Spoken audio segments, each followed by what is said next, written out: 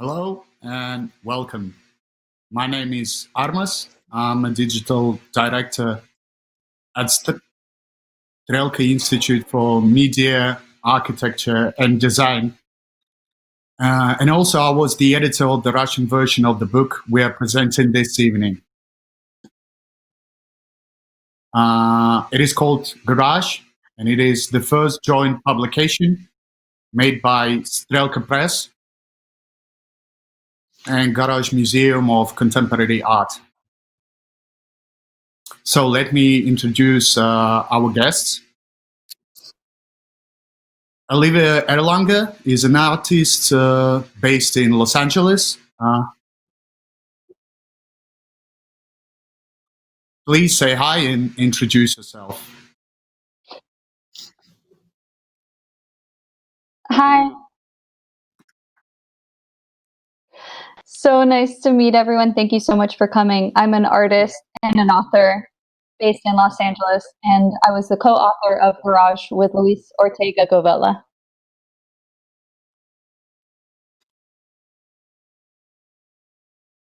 And Luis Ortega Govela is an architect. His work focuses on post-digital domesticity.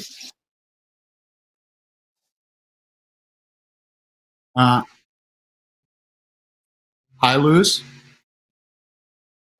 Hi, Armas.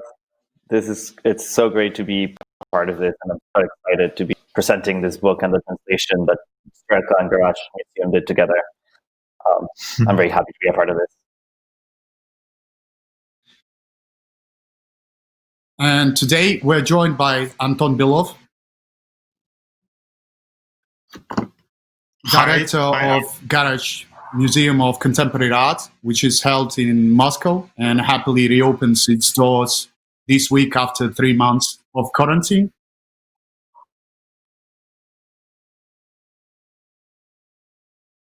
And can you introduce yourself, please? Hi. Hi, Armas, and thank you for making this nice introduction. And of course, I'm happy that we made this book together. It's first joint project, as you said, and I'm happy that you was the editor of this book, because I think it's really the product not on the only researchers, but really took artists who was working on this project, like an art project, and you can see this inside the book, because sometimes it's not about the the real story with facts, but sometimes it's the story of the feelings of the garage and the space and something beyond the space. And I think I like this book, and actually I was reading it before the publishing, and I was read it again yesterday, and I was still happy to read it again and again, because there are a lot of in a good art piece, a lot of small secrets which you can come back and watch again and find something new. So I'm really happy that our collaboration starts from this book, and which called, of course, Garage. Yeah, that's really an important thing for our institutions, right? Olivia, Luis, why did the garage theme seem important to you? I think Olivia could answer first. Sure. I mean, I think we've kind of described this as I am coming from the garage as sort of like an insider in terms of having grown up in the American suburb, which is really the subject of this book. And the garage was always this free space in the house where, it was like a dark corner that I could use as a studio, where I could smoke pot, where I could sneak out of the house and steal the car. So it always was this really loaded space of both nostalgia and potential. And for me, I did a sculpture with a garage door at Boliche Hertling, and that it opened. A mutual friend of Luis and ours, Octave Perot, he came and he was like, I can't believe that you did this sculpture. Luis just presented his thesis on the invention of the garage by Frank Lloyd Wright. And so that's really the inception of the project. Luis, Yeah. What's the story behind the creation of this book by your side? So kind of a year before this sculpture was made by Olivia, I was doing my final year at the Architectural Association in London. And it was during this time that I was sort of trying to it was in 2015. So it was sort of like at the beginning or kind of ending of the sharing economy as a sort of thing that was completely changing how the cities worked at the time.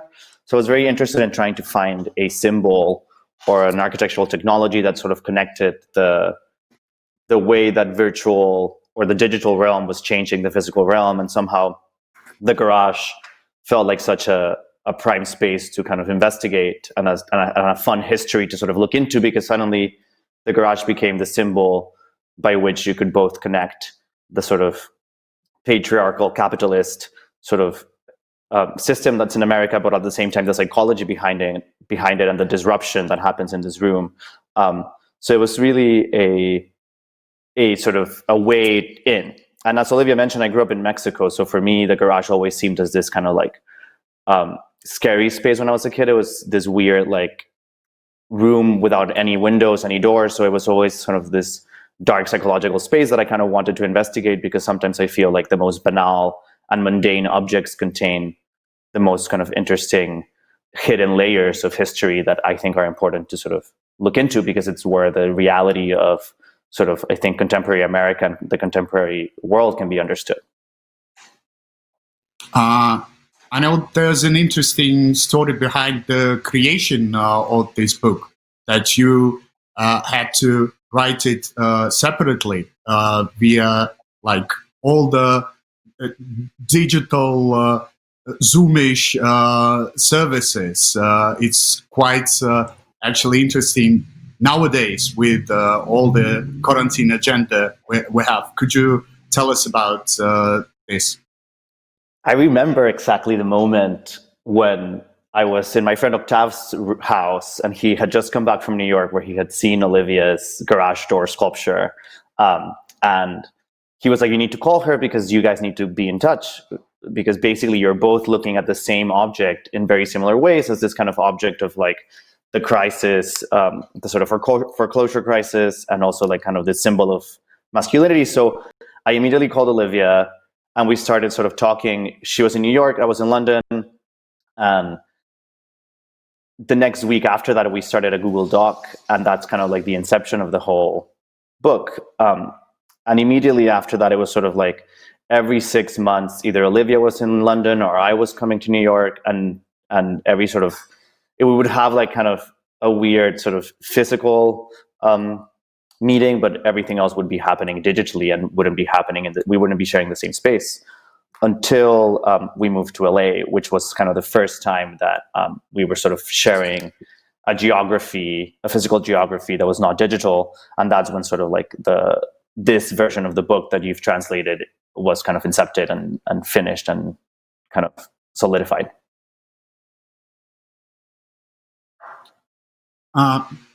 Dear viewers, please leave your questions in the comment section in social media you're using to watch us.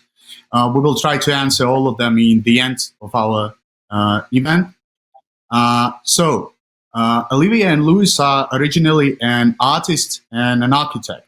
And recently they have released the film that is called Garage. And we will watch a trailer of it right now.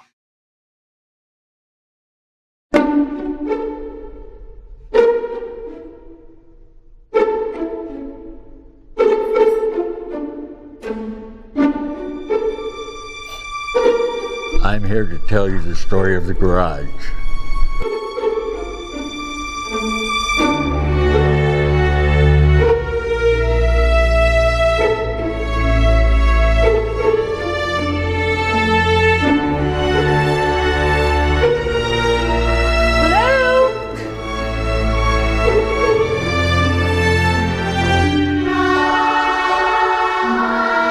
Changed America forever.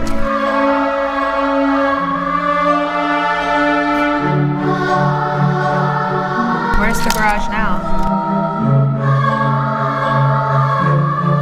All around us.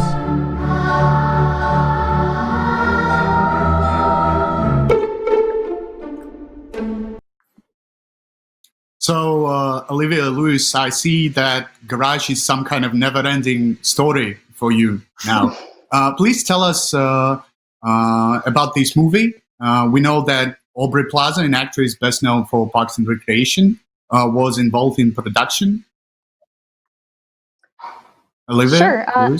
Yeah, I'm happy to describe. The project really started once we were in Los Angeles. As Luis described, we had been working on the manuscript of the book in 7 different cities over the course of 2 years. And then once we knew that we were working on the book for MIT, we came to LA, and a mutual friend had read the first book, Hate Suburbia. And she is a producer, Serena Roma. She's amazing. And she called and she was like, you guys, this has to be a documentary. I can see it. And so I sat down and I wrote these 7 archetypes of garage users just off the top of my head, based off of a chapter in the book called The Deprogrammed Garage. And in that chapter, it goes over sort of like what can happen in the space once a car has moved out of the garage. Once it's weatherized, it no longer has to be housed in the garage, so it becomes an open room. And in that sense, these archetypes just came to mind. I was like, there has to be, an illicit garage, a garage in which they're growing weed, for example. And so Luis and I Google weed garage, and we find these nuns who had been growing marijuana in their garage, and they're called the Sisters of the Valley. And this is really like, we've never worked as documentarians before. And so we had called them up, and they told us that they were a feminist permaculture movement with the goal of getting land ownership into the hands of women. And they started their project from growing weed in the garage.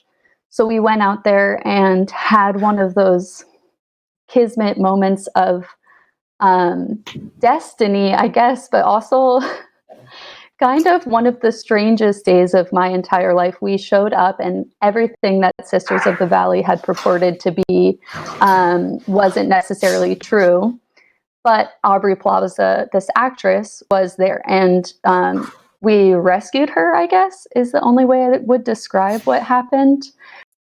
A really dubious situation in which she felt very uncomfortable because, again, we had all been misled about what company really was like. And she became a producer. And from there, we went on to film with Selena Minks, who's a dominatrix who uses her garage as her office space, essentially, with her clients. She also crucified a man in her garage. These 3 subjects, Aubrey Plaza, Selena Minks, and Sister Kate from Sisters of the Valley, ended up being the 3 main sort of storylines in the documentary. But we did shoot with many other people, including the inventor of the modern skateboard, Jeff Ho, and Franklin Bells, who has a blues garage. So in that sense, the project is ongoing and forever evolving, because we have so much footage, we could literally cut a new film. Though I don't know if we will.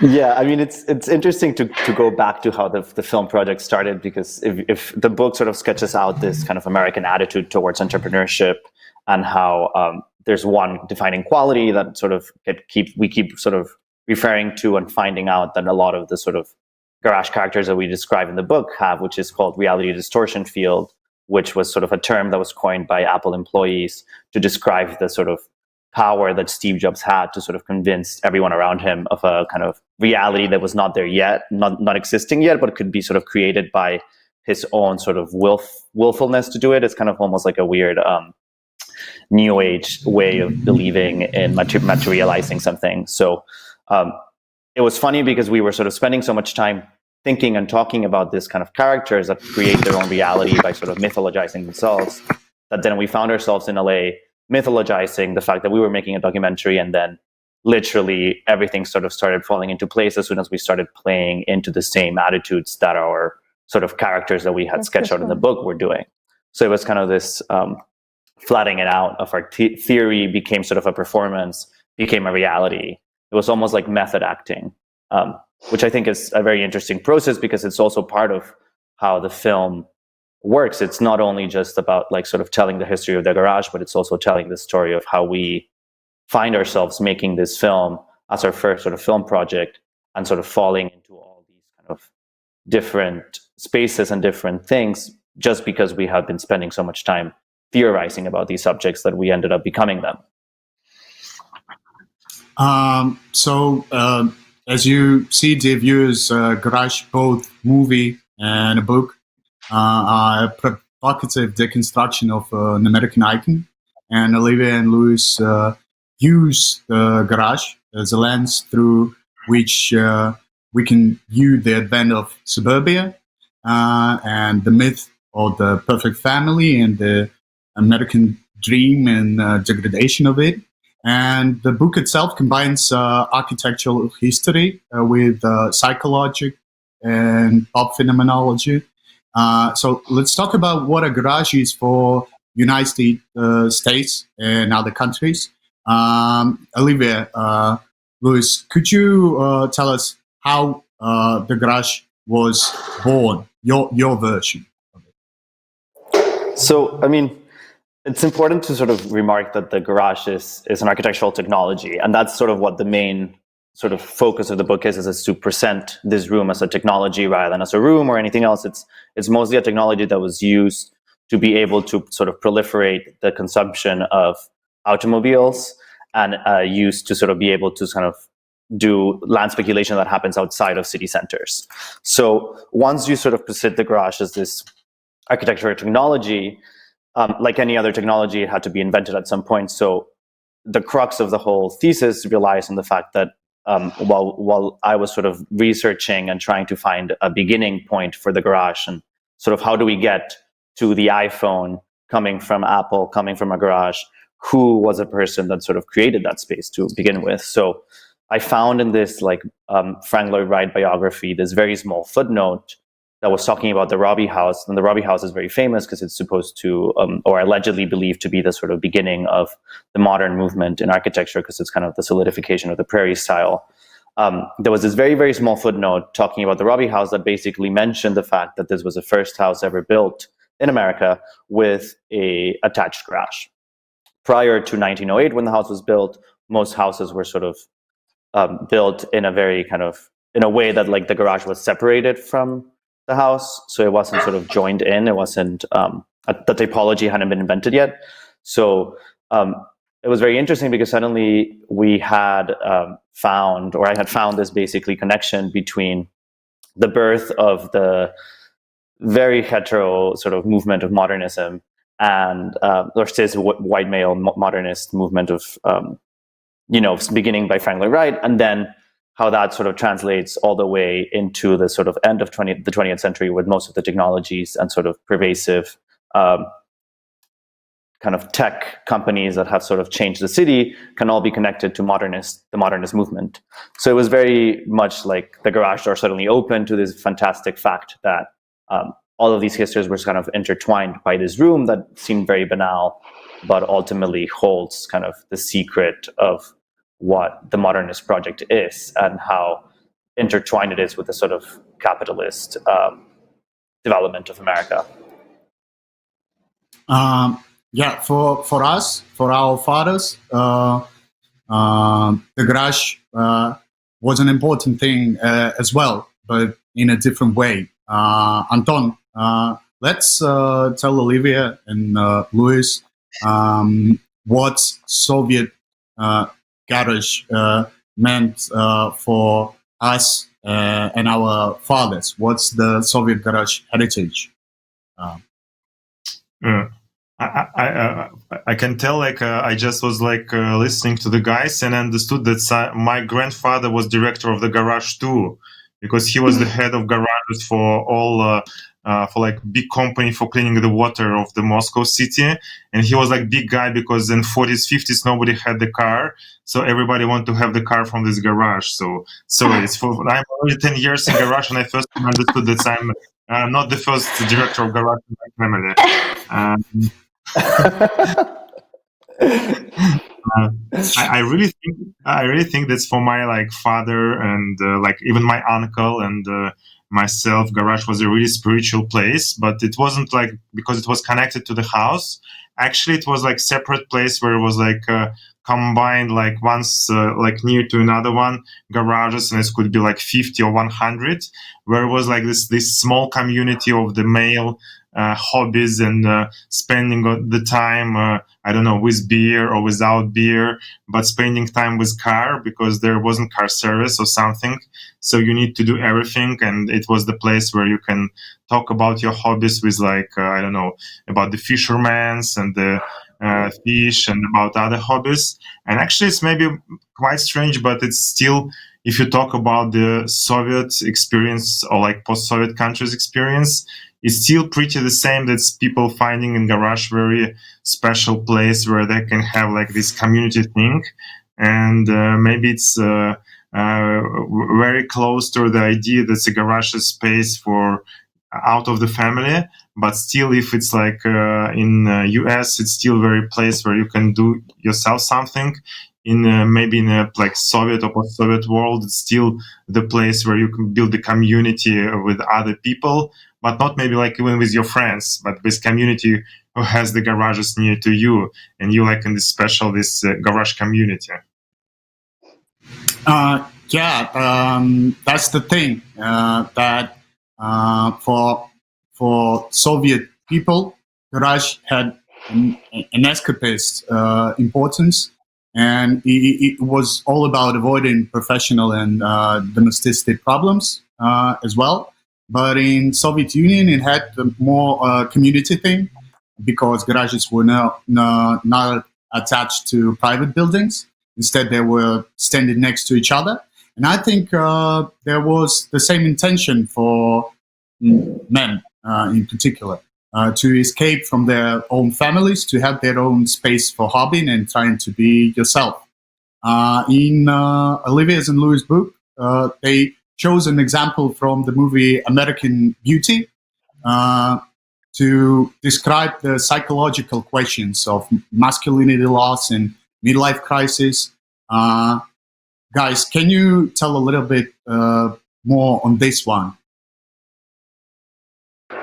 Sure. I mean, I think what you described about the Soviet garage is very similar to the sort of ways in which the codes and conduct of masculinity have been transcribed through generations of tinkering, working on the car engine or working on small projects in the garage between, an older male generation and a younger generation. That's very true. And in our book, we actually cited the American Beauty as like this prototypical representation of the man cave, where Kevin Spacey can work out, he can smoke, he can sort of have his fantasies that are separate from the oppression that he feels in the main space of the home, which is again limited to the programming of like the kitchen being a space for his wife to cook, or the living room being a family space, and the sort of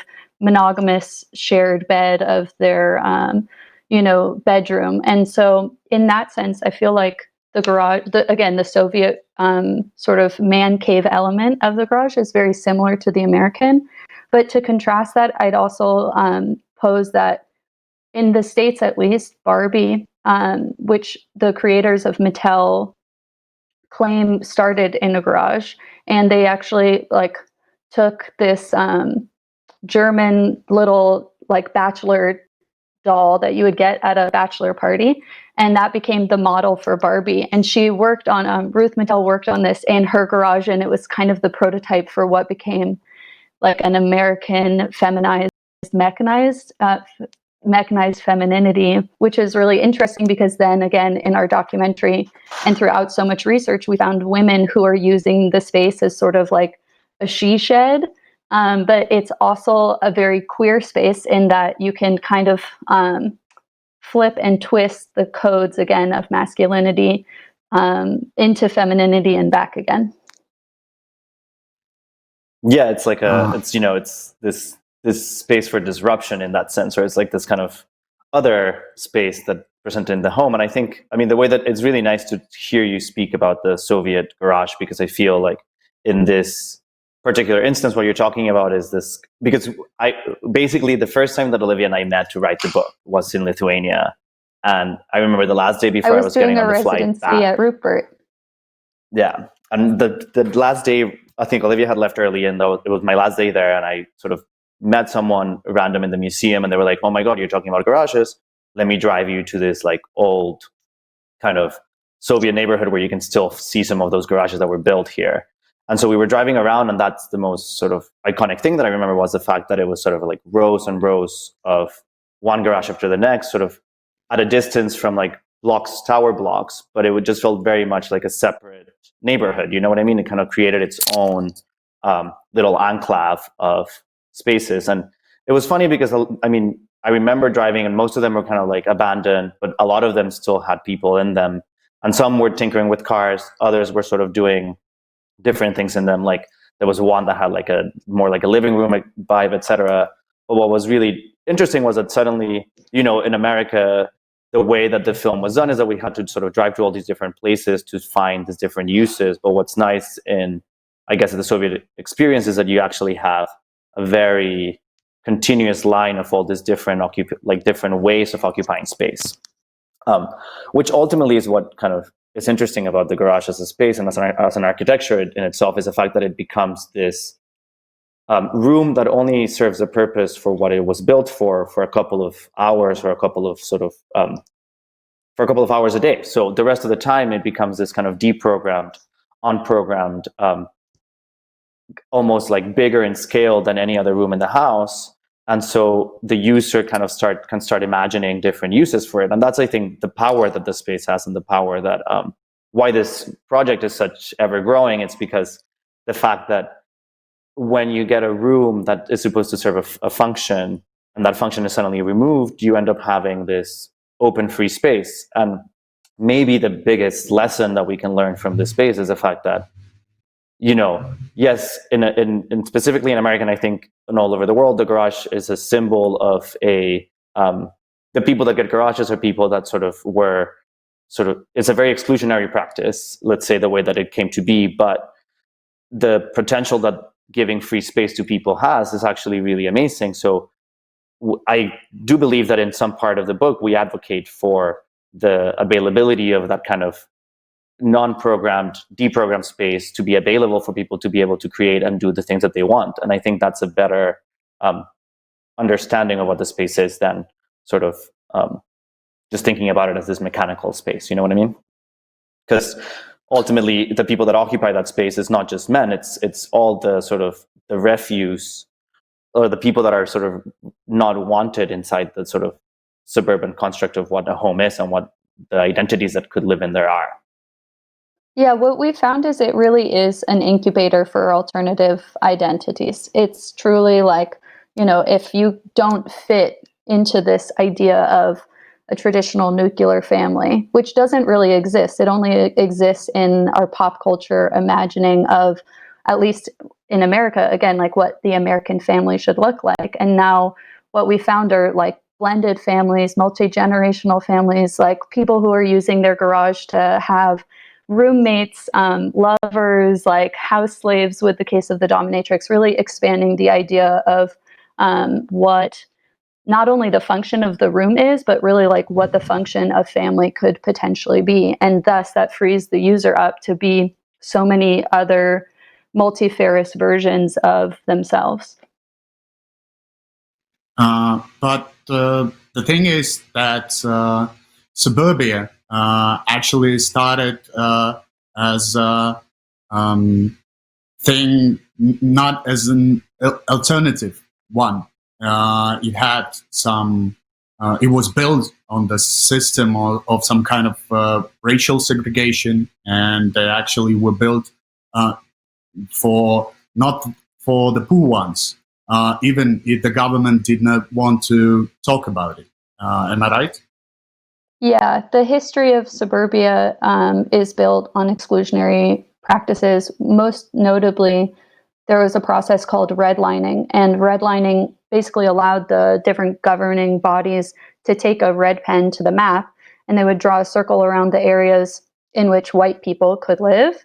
And those suburbs then, they wouldn't give any sort of mortgages or deeds of land ownership weren't allowed to be passed down to people who were Black, to people who were brown, to Jews or women and disabled people. And so in that sense, the history of the American suburb is really based on extreme racial segregation and discrimination. And we have only seen those exclusionary deed covenants, for example, they were only brought out of practice in the late 1960s, early 1970s. And in the time since, we've seen this propagation and proliferation of, housing projects and different urban planning that continues to create a divide between the white and wealthy neighborhoods and the poorer Black and browner neighborhoods. And this is something that I think go for it. It's transformed into environmental racism, like in terms of like, the way that this name. So and to the point that Olivia is making, like in the book, there's this chapter called The Domestication of the Garage, which sort of talks about the transformation of the garage coming from affluent neighborhoods that then sort of starts trickling down into sort of mass construction of suburbia, and how the garage is that technology that allows for that speculation to start happening outside of mass means of transportation, because suddenly you have the possibility or the necessity to have a car to basically connect to the exterior world.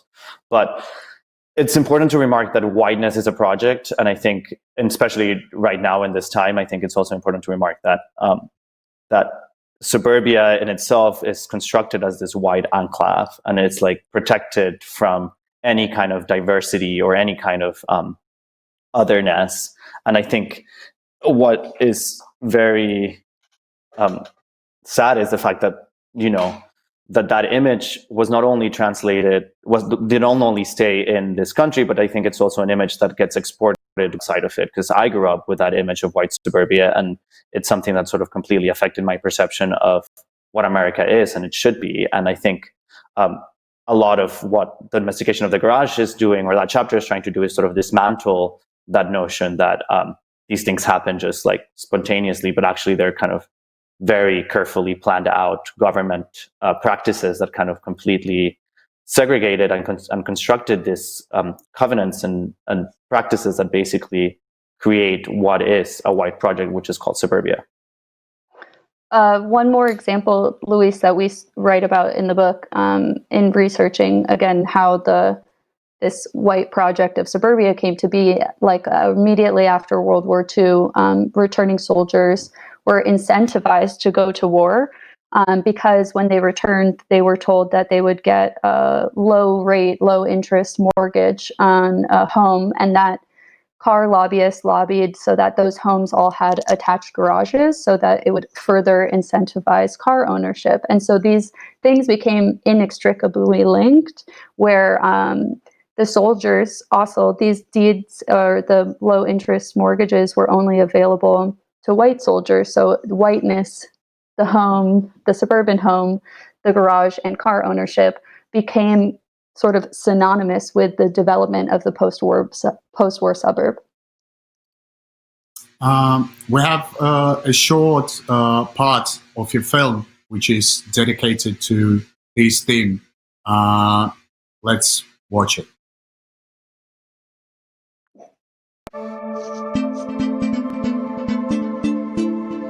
Suburbia was not designed for me. Or me. Or us.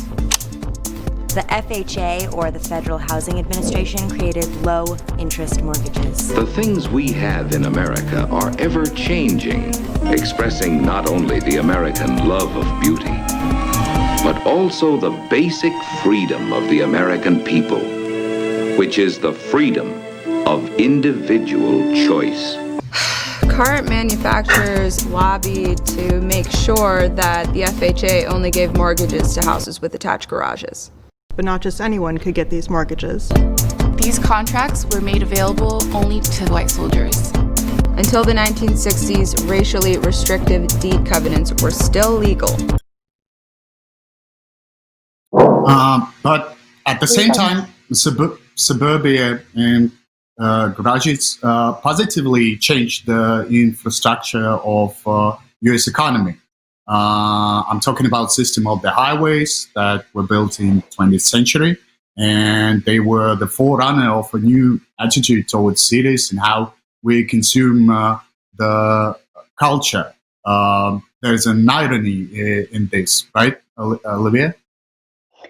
I mean, I would say there's an irony, but I would also say that that is, at least in the States, how so much of economy has run. It's really been on a lot of oppresses, and that is also why we are in the current climate now during the corona crisis and a very real unemployment crisis. You know, you will see, I'm sure, in the coming months, new will kind of create economic growth. Maybe they've been talking about, again, like trying to build more highways and do new sort of roadway projects, almost like an FDR new deal. But I would just say that I do not feel like there is any change in terms of representation of who has access to the economic growth. Unfortunately, it is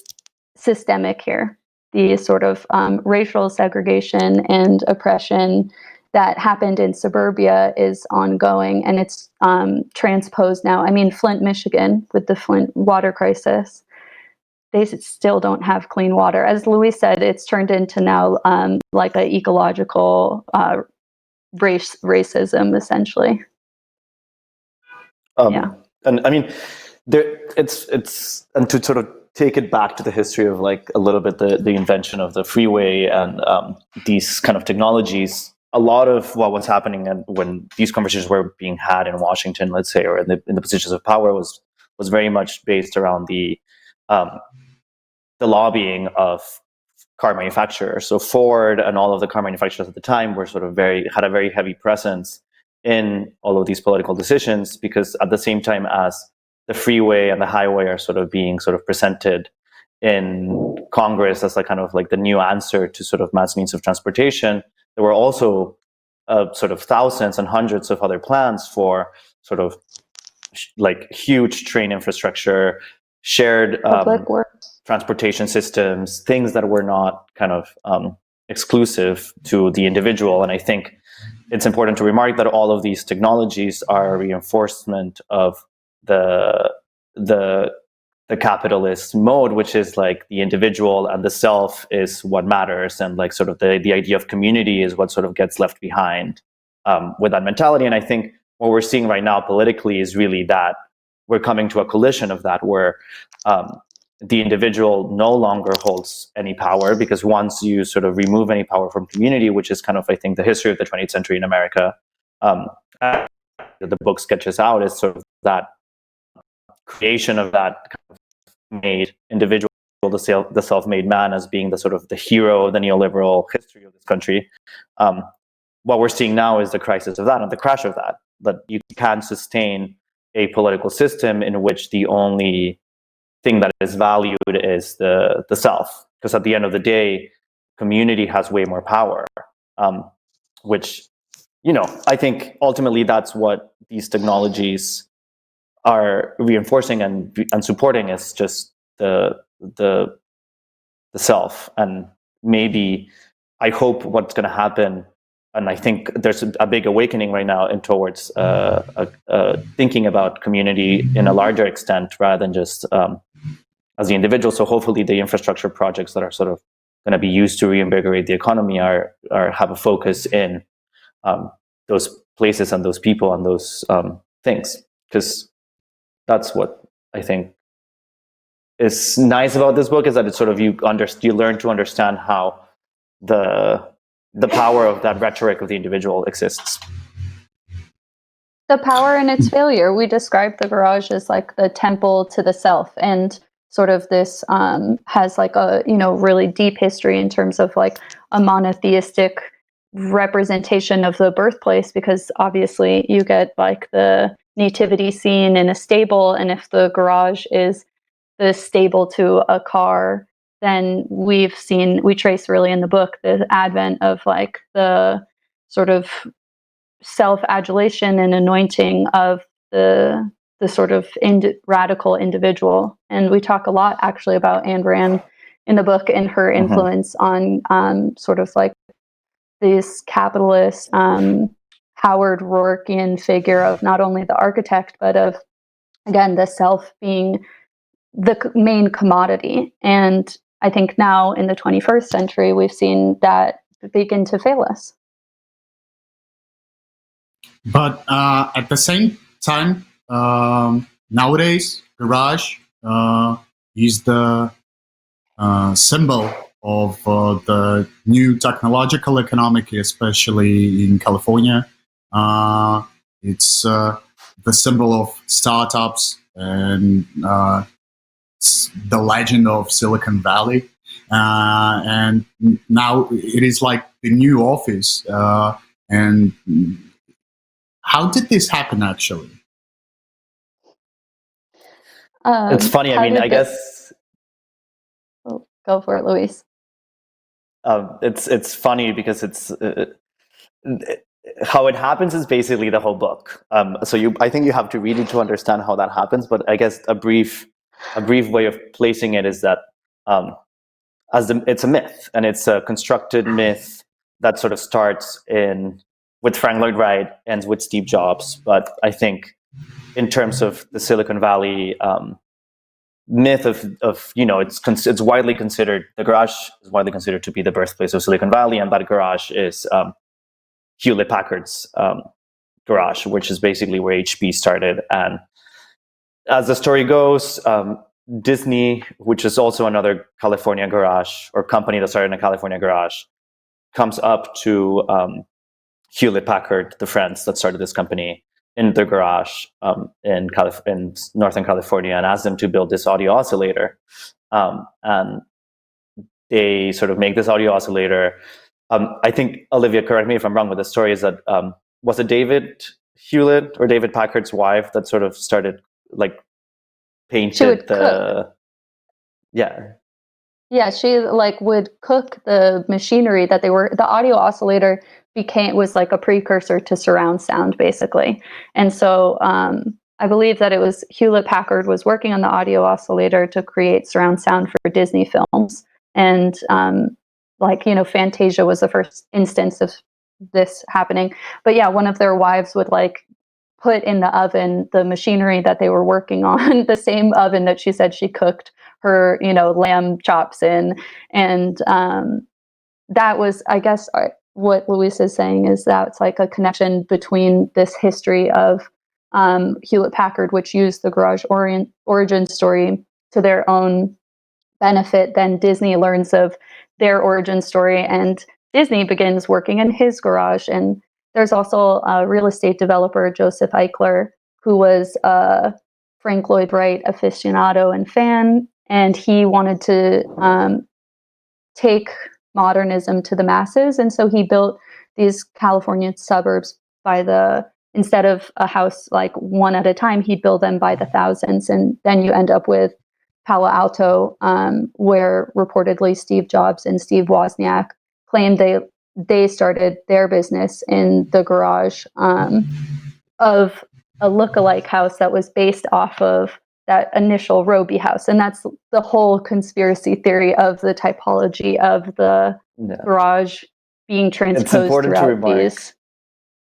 It's important to remark that Steve Jobs at age 14 starts interning at Hewlett Packard, and he interns, I think, for a course of like a couple of summers.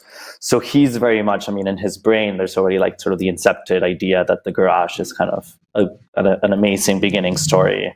And I think that's how that whole Apple myth also sort of gets reinforced. So, it's a kind of a self-reinforcing myth, because then Google, Amazon, all of these sort of like places kind of have appropriated it too. And it has sort of a certain degree of truth in it, but also a certain degree of like fallacy. And ultimately, I think the main issue, or sort of we had one really terrible review that the book got here in America, and it was by this kind of architectural historian, and he was basically very upset that how can we publish a historical book, without any footnotes? And sort of when Olivia and I were constructing this thesis, we realized that the thesis itself is not about the facts. It's basically about the lies and the way that these lies get told, once, like almost folklore, the folklorical creation of history. And so we realized that if we were to insert the footnotes, we were going against the whole theory that we were sketching out, which is mostly the fact that at the end of the day, doesn't matter what the facts are when it comes to sort of this kind of story. What it matters is the emotional value that people place on this kind of like rags to riches story, and the emotional value that people place in this like kind of self-made individual neoliberal hero narrative. So yeah, I mean, I guess ultimately what we do by removing the footnote is also allowing the reader to sort of interpret what we're sketching out to be either believed or to be completely refused, and be seen as a kind of magical, almost biblical kind of narrative of creation, which I think this is ultimately most of these stories are like that. And that's why in a big moment of delusion for me was when I sort of started connecting that kind of the birth of Christianity in that stable, and being sort of the beginning force of that story, is so connected to the beginning force of Apple being in a garage too. So yeah, I guess there's no beginning to the story apart from the garage myths. is really good. Yeah, it's like it became the branding story for Silicon Valley and for American entrepreneurs, so that you see it now like so widespread beyond startup culture, and even amongst smaller brands. They'll be like, we started in our garage. It's like, it's the way that you introduce sort of this it's the way that you introduce your project as a commodity. This fringe endeavor suddenly can be mainstream because you're utilizing the history of the garage as a myth, as this reference to the birthplace of Christianity and monotheism, as a temple to the radical entrepreneur. What is nice about it? What is nice about it is that if you think about sort of the other types of arrangement that happen that are not corporations, like let's say bands or this kind of thing, is that the garage does present itself as a space where you can play and like figure out things without any sort of economical pressure, because you're just taking over your parents' garage. So you're not paying rent. You don't have to think about any sort of collateral damage or any sort of, there's no risk embedded into it. So you can actually take more risks by being sort of almost amateurish in your approach. So I do think there's a good element of myth, but there's also a good element of like the functionality of the space and what I spoke about earlier, which is the deprogrammed nature of it and how much potential that technology has for people to be able to embed their own desires onto it. Yeah, unfortunately, in Soviet Union and in Russia, we don't have these success stories like Hewlett-Packard, Disney, and Apple. But I think that we could talk and maybe tell you guys if we had an alternative to garage, and how our art community works here in Russia. Anton, how do you think maybe dachas were the alternative for the thing that our authors are talking about? I think as a dacha, like, is really like invention of the Russian Empire, and it was like still connected to the big cities and the railway like roads and the house outside of the city. And of course, like from like end of 19th century, dacha was always like the space where like rich people can invite like artists, craftsmen, and like all this stuff, like theaters. And it was like a real big connection with culture outside the city. And of course, during the Soviet time, dacha was like maybe one of the space of the freedom where people can talk what they think and do like real something connected to the art. But still, I think garage is possibly like the space for, the like for the artists or like for the performers. Because, still I was thinking about when I saw the notes about this talk, that's I still know some of the artists who working in garage. And like my friend Evgeny Antufiev, quite famous guy in Russia and internationally, he his studio now in the garage in Mytishi, and there is like famous group from Nizhny Tagil who was renting huge garage for 100 square meters to make the gallery and the space to for the production of the art. And I still think that's as post-Soviet people, like the children of the post-Soviet era, we still have this, feelings about the garage. But of course, dacha may be like the main space as you talk, because our childhood connected to dacha and all these things. And actually, garage for Soviet people was a city thing, and dacha is real suburbia we were talking about. Yes, Anton?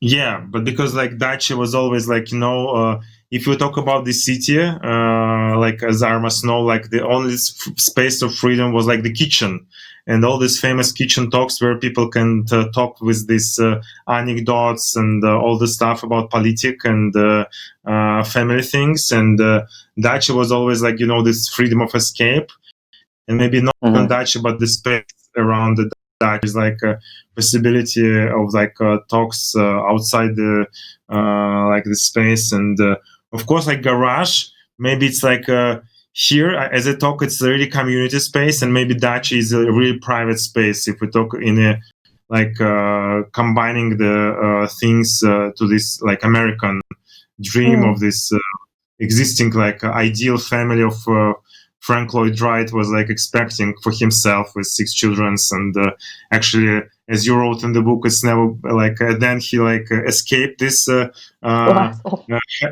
this heaven, which became the hell for him. And I think that's it's really this heaven for the people from the Muscovites, or from the big cities. It was really dacha, and it's still you can very interesting. We have the biggest archives of the Soviet artists in garage, and actually most of these archives coming from dachas, because people was keeping these secrets, documents of their freedom thinking on the dachas. And a lot of documents was and drawings was producing there.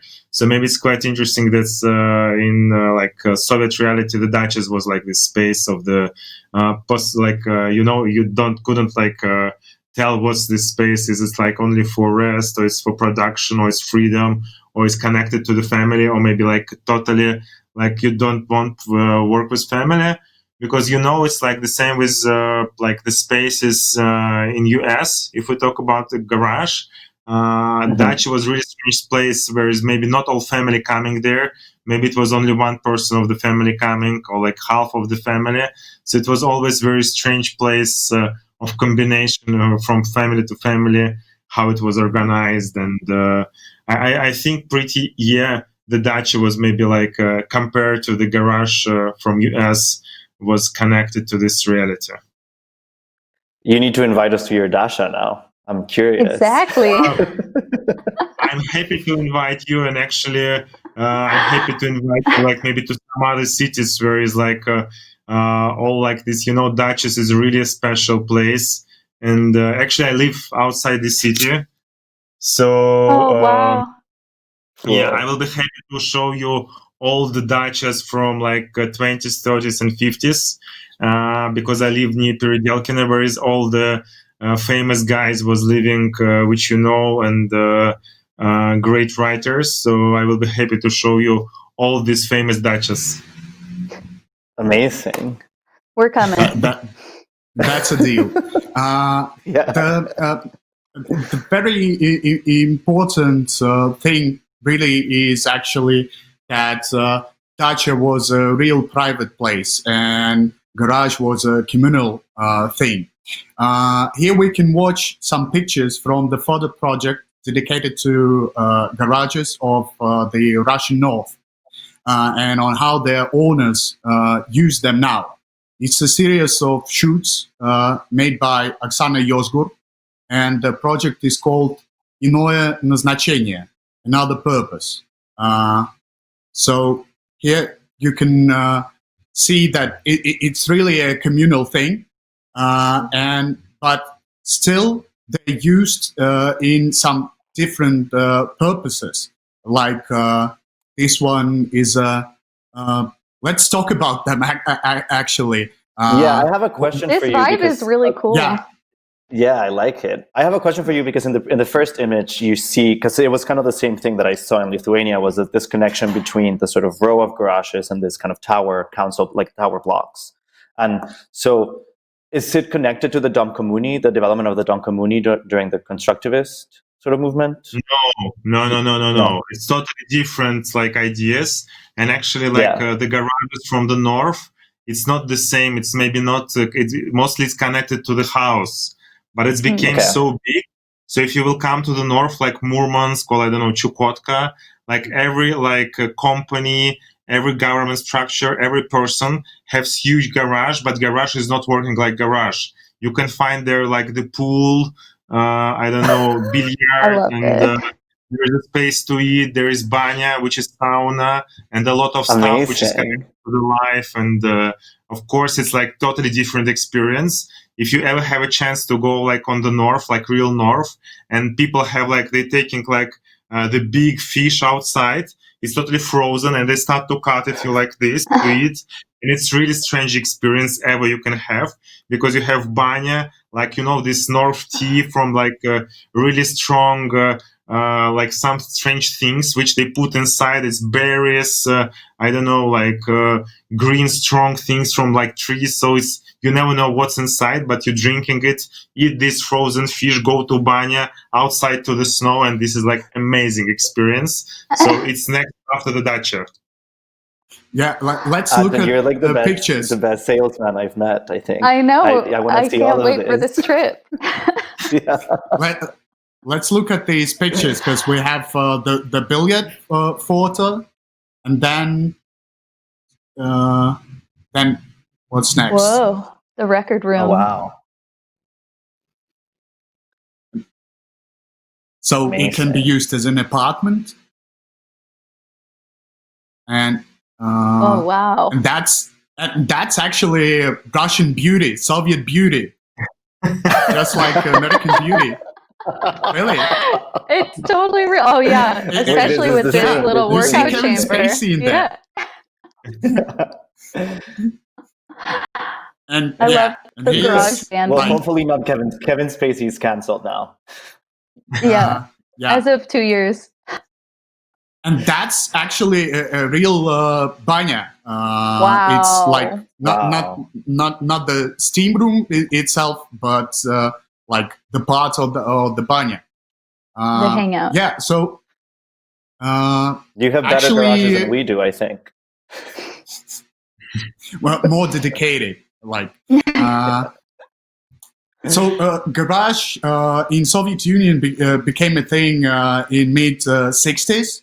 With the industrialization, and for the North, that innovation was critical, because you had to you didn't have a lot of space actually, and that was an opportunity to have one, so they didn't have a lot of alternatives of in entertainment, so it was a part of entertainment, but nowadays I got some news that the garage for Russia for now is kind of a past thing, right, Anton? We don't develop them as it happens in Silicon Valley or in states. I still think that I'm here. So I still think that's Silicon Valley and California and all this stuff. So if we talk about this, it's still the climate is very soft, and so it's much easier to have this open space without heating and all this stuff. And then our climate is a little bit much more we have like plus 34 could be like in summer now and minus 34 in winter, so it's not so easy. And of course, I think that's like creativity in Russia is really connected to this. If guys talk about the temple of the garage, so I think that's in Russia creativity connected to the monastery. And I would think like if we talk in Russia where people can like produce all these like genius ideas, it's like really somehow connected to this ideas of this zones where like it's maybe not so like well connected, and at the same time like escapes. And that's why I think why it was in Soviet times when we talk this like garage block one to like the next each other, so it's because it's mostly like this monastery type. And maybe this like things about creativity is quite interesting to think about like through the lens of the garage, why it's not the same everywhere in the world. And if we talk about this American ideal family and the ideal dream of this garage, which produced the new bands, the new startups, companies, which became like this, ugly monsters who like destroying our life and controlling our life. So maybe it's a quite interesting theme of talk. Is it good idea of this, like, because Frank Lloyd Wright was like, it was first time when it's very interesting in this book when you talk about not only garage, but again about the fence between the houses. That he grow the fence for this Robbie house, so people had through this garage and the house and the fence protected territory, and they can do everything what they want. And it's quite interesting that maybe it's this idea of this protected territory of this one family, which has the problems and the secrets inside this territory, was one of these, mistakes made for this garage for the future of this. But who knows? Like, at this moment, we all see that U.S. is not ideal during the crisis, and we see this like the Germany is much better going through, or like South Korea or Japan. I don't know anything about Russia because I'm inside, so I'm not able to talk about this. But it's still, that's the idea of Ford car and this garage idea connected to the private house, and developing of this territory for like this TV screen in this in the room, and so it's a lot of stuff connecting to this. And actually, I think it's quite interesting that even Tesla cars now changing this idea to something like different, and maybe we will see like totally different strategy of the next garages, and maybe idea of the garage will be changed to something much more, and maybe it will be taken from like this Soviet ideology of the community of the garage. That's real. The design project, you're going to see images of this at the very end of the talk, but the design project that came out of the thesis that I was doing at the Architectural Association was very much proposing this sort of row. It was very Soviet in its expression because it was a row of garages that sort of would take over the sort of suburban subdivided plots. So, because ultimately that's kind of what the book is trying to present, is this where we sort of are against this notion of private property as the only ruling symbol of our system, because I think that's what creates the problems, is that you delineate this only area of operation and you protect it very carefully. It's almost like a feudalist approach, but at a micro level. So it's nice to be able to start thinking about possibilities of exploding it outside of that. And that it works. The problem actually with Russian garages is that they are not a property in millions, millions of garages remain unregistered. And only now we have good news, everyone, that authorities propose to launch a garage amnesty in Russia in 2021. And a document is prepared by the Ministry of Economics, and it was designed to simplify the process of registration, property rights to garages, and all that stuff. And dear viewers, if you want to know more about the phenomenon, I have garage from my grandfather and couldn't still register it, so it's good news. I can register next year like a small property in Moscow.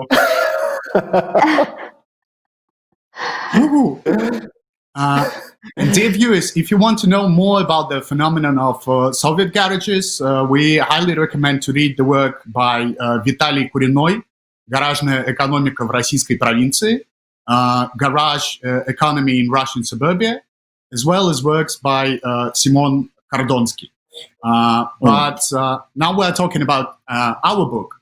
And I think we talked about the mythology behind it, and let us talk about it a little bit later.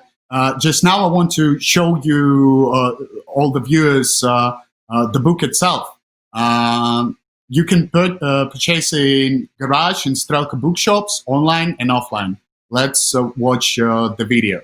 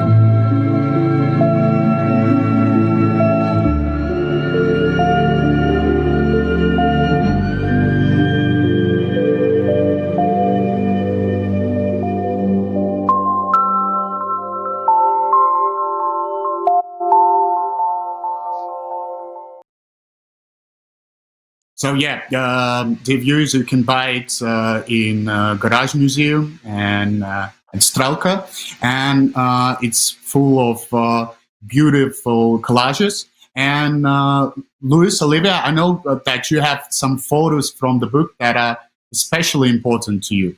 Can you tell us about them? Let's look at the first slide. Sure, I can talk about this one. This was actually the cover of the first book that we did, which was the manuscript for Garage called Hate Suburbia.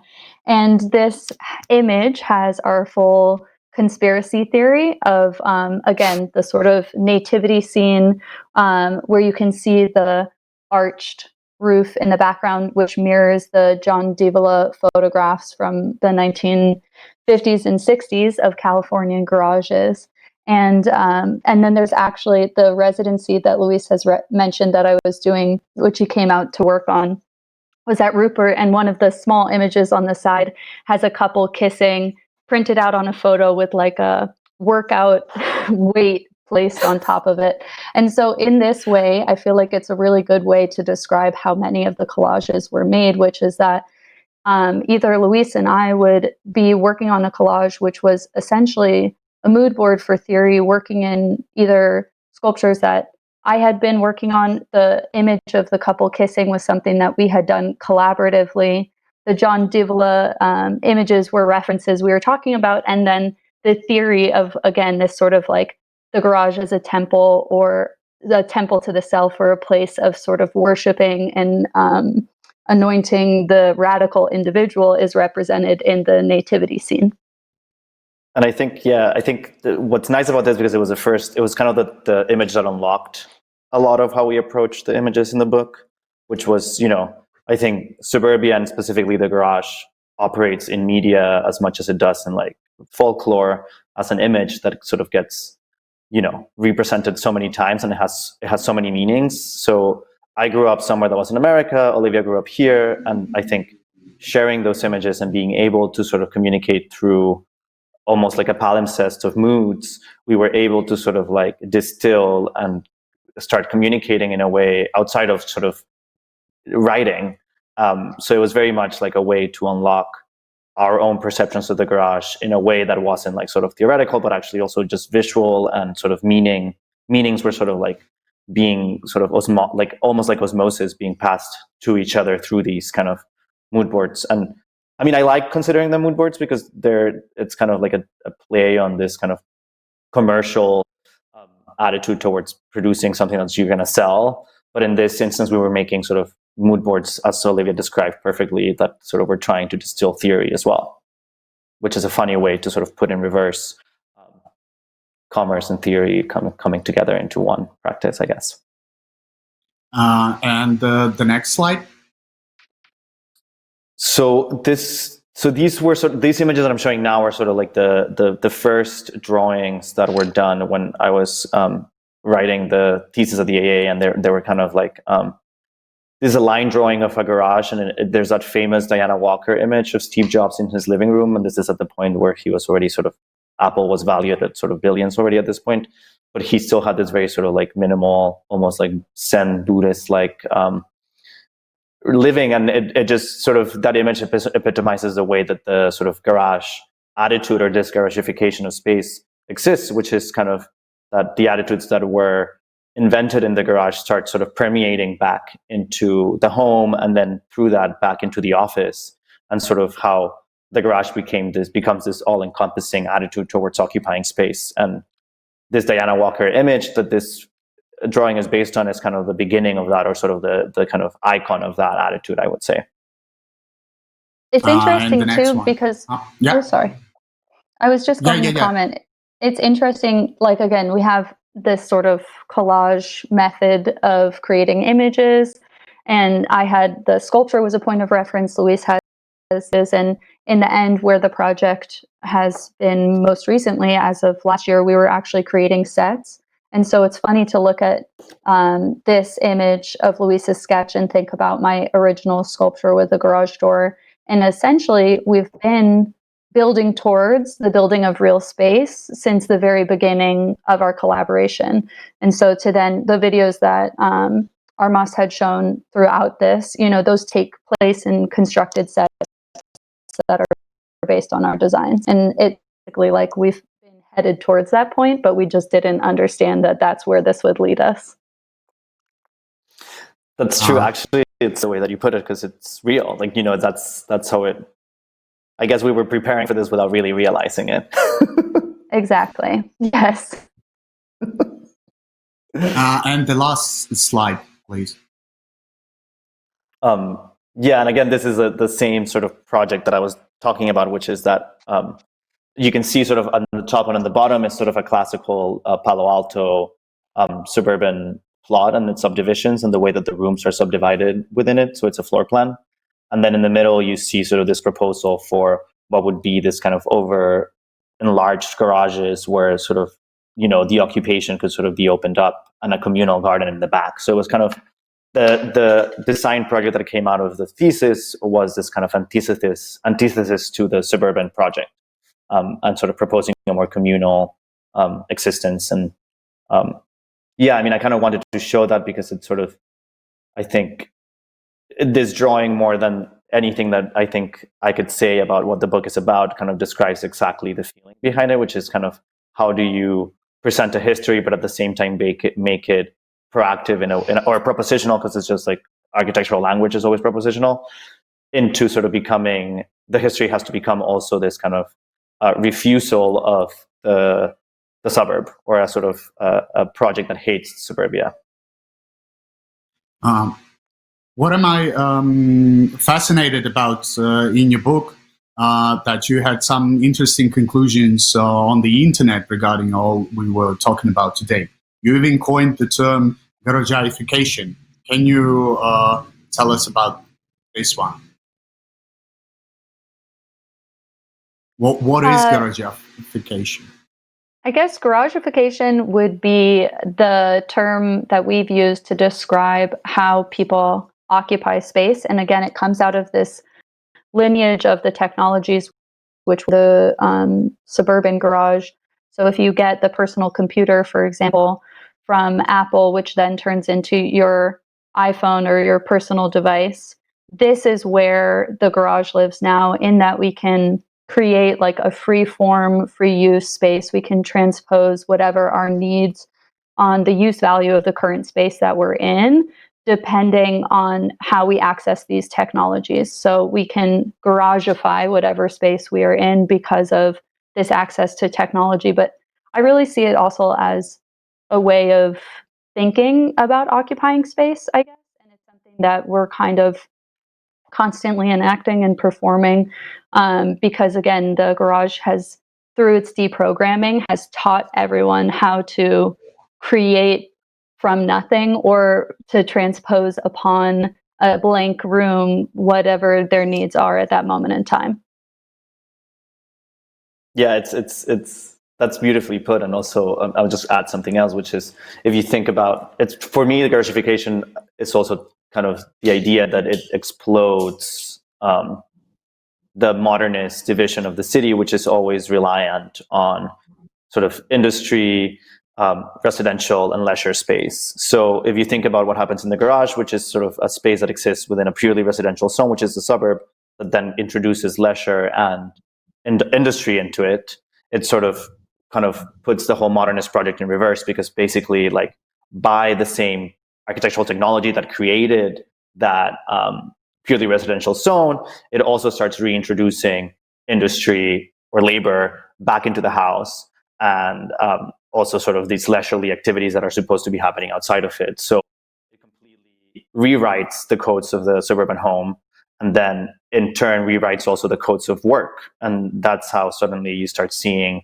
this new kind of contemporary office landscapes that currently I think are going to disappear, and they're going to be, we're going sort of to a return towards working from home, which is what's happening, and a way more sort of, I think the real model of how offices are going to start working from now on is kind of based a little bit on how Olivia and I wrote this book, which is we'll be working from home for a long time, and then suddenly we'll have like this little physical retreats, and then back to working from home, if that makes sense. But yeah, I feel like the garagification is this sort of cross-pollination between work and home, and how that creates sort of this attitude towards occupying space and labor.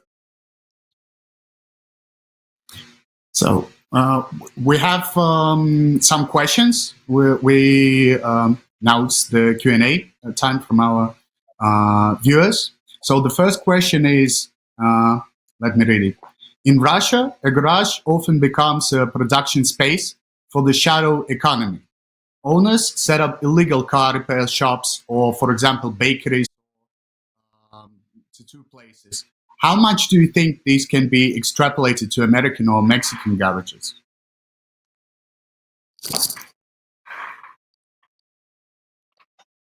So the question is that actually all the I think things, it goes. Yeah.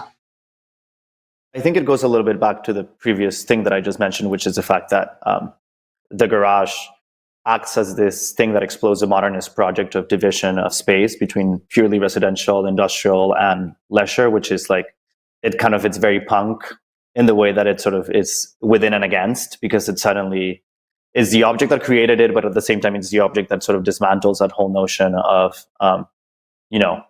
removing labor from the house, which I think it's a very sort of recent project. So, I mean, in America, I think the same thing happened, where, like, a lot of the times garages were used as like space where, Steve Jobs' dad, for example, just to bring it back to that history, he would use the garage as a way to make more money to pay for his tuition. He would use the garage to fix like neighbors' appliances, like, I don't know, cooking appliances were fixed in the garage, and then he would charge the neighbors a little bit to then kind of create more of a fund to basically be able to pay for Steve Jobs' college. So I do think that shadow economy scares me because it has this kind of like negative connotation to me, like rhetorically speaking, but I feel like it does generate, I think, the potential of the garage is that it does create a space that is ultimately pointing towards the fact that it's a necessity, and it's the space that people can occupy to either produce more capital gain or to, carve space within the modernist project that is against it. I would say it also, just bringing it back to the different research subjects that we cover in the book and in the documentary, there's a number of examples of people who monetized from their inventions within the garage. Like I think of Jeff Ho, who was the founder of Zephyr Surf and Skate Club, which was, again, like built an alternate community for sort of a lost boys in the 70s in California. But he also, because of his invention of the urethane wheel, was able to create economic opportunities that those kids otherwise wouldn't have. And I think the same about Sister Kate and the Sisters of the Valley. These are people who live in one of the most impoverished counties in California, and they're utilizing the myth of the garage more so than the actual garage to create capital gain. So it feels, again, like it's already more mainstream than it would be alternative, because the myth itself is, as Luis described, like existing within the system. But it's almost a way to brand, again, your alternative venture in a way that would make it more viable or successful. And then I think of Franklin Bells as a man who runs a community center of space that's not for profit, and it's purely just for like a octogenarian sect to get together and listen to music and spend time together. And I feel like there's maybe a shadow economy of like community, I guess, that can come out of the garage that isn't necessarily based on a transaction, but the single most important transaction there is just caring for one another and being present for one another. The next question is this. How do you see the future of garages, especially the ones that are situated on the several closed territories? The future of garage? Yeah, no, I have hope for, like Luis mentioned, at least in the States, we're sort of seeing, because of this corona crisis, the potential for working from home being a long-term solution to, again, like having to pay rent on an office space. And I see the garage as potentially a similar thing where, we have a huge homeless crisis in Los Angeles. And if we could utilize like the free office space, if we could utilize the empty garages that aren't being proposed them as alternative living spaces or housing for people in need, that would be my ideal. That's very utopic. And I do see the beginnings of some thinking about reappropriating these spaces for public works. Luis? Yeah. I mean, I feel you on that. It's like, in the book, the painting that we end up painting is that the space is it has so many potential, so many things, so many ways that people can sort of occupy it. There's like art movements have started in it, technologies have begun in it. But I think ultimately, both the idea of the sort of communal sort of idea behind sharing those garages, which I think is interesting. But the other thing that I think that is very important and very like sort of, I think people should have it in mind, is that like, the garage was designed to serve this purpose, but ultimately ended up serving many other purposes, and it wasn't really it's not really used to like store a car that much. So what I hope that people sort of get out of this is that maybe when we live in a time where like developers, the people that are building housing complexes, just do sort of minimum standard sort of offerings. And what's nice about what you learn about this history is that when you give people this kind of open, free space without any function attached to it, that's when sort of really interesting things start happening. And that's when really sort of amazing opportunities kind of start emerging from architecture. So I do think that maybe one way of thinking about it is that this ideology behind this free deprogrammed space can sort of be embedded into every single housing or office or construction work, because then that means that you end up having this incredible potential and incredible space to occupy that's not just available for people that are homeowners, but actually for people that rent and for people that like exist outside of that model or outside of that system or have been kept systematically outside of that system. Okay, and the last question. Have you seen the film Garage by Eldar Rязанов, the Soviet director? Is this the one about the museum parking lot? Or no, it's Garage Info. It's the one about the coal mining town and the people who live in their garages. No, I don't know. Is it not the museum? Anton. Is it not the... Tell about Garage by Eldar Rязанов.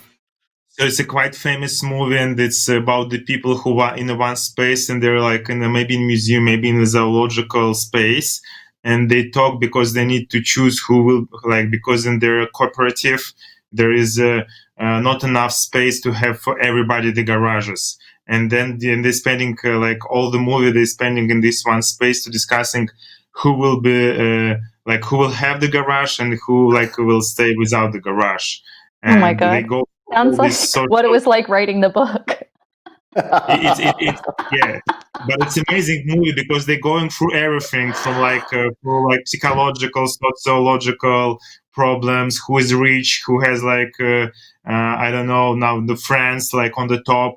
Who bringing the materials, who like leading the space, who is from like party, who is just a good man, who is just the one like mother with two children without like father. So they're going through all this stuff, and it's quite amazing by the terms of like the actors and the real movie. So I think that's we will find the movie with English subtitles, so you can watch it, and you can really enjoy it. Yeah, our viewer says that this film shows the value of the garage for the Soviet person and the essence of the Soviet people of that time in general. I think our idea is now to find the movie with subtitles and invite Olivia and Louis to Anton's dacha, and we will have a nice evening. But for now, yeah. That's it for now.